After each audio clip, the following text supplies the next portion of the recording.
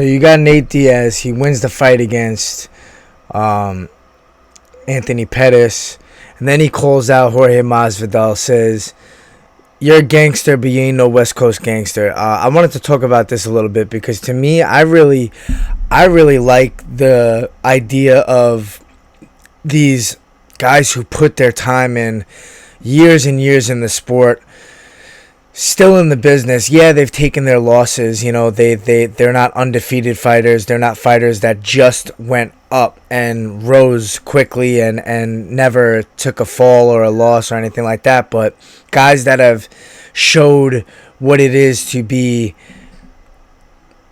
you know, persistent and durable and all the words that it is to stay in this game in the UFC for, I don't know, 20 fights in the business or however many years that was. That's impressive, and there's not a lot of guys that do that and still remain on top doing big things. And both Nate Diaz and Jorge Masvidal are the two guys that are up at the welterweight division doing big things still after all those years put in. And what a victory over Anthony Pettis, who's looked really good as of late. You know, even in his Ferguson fight, he was looking good early on. Then he knocks out Wonderboy Thompson, who nobody's done that to.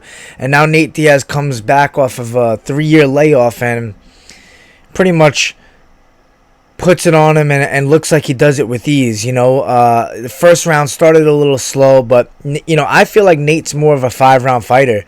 He just knows how to expand his energy at 5 rounds versus 3 rounds. You know, it's easier for him to kind of slowly get going and then picks up the pace and breaks you as the fight goes on, which he still did to Pettis, but first round started a little bit slow. We got a Boom Machino. Who you kidding?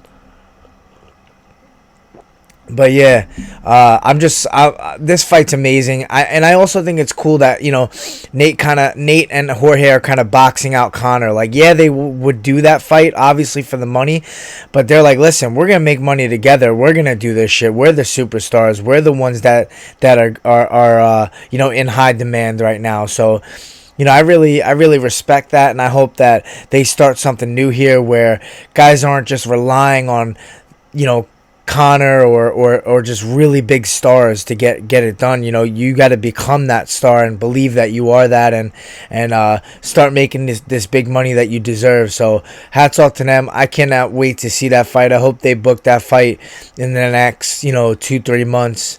That's gonna be huge, man. That's for the baddest motherfucker in the world title right there. Boom.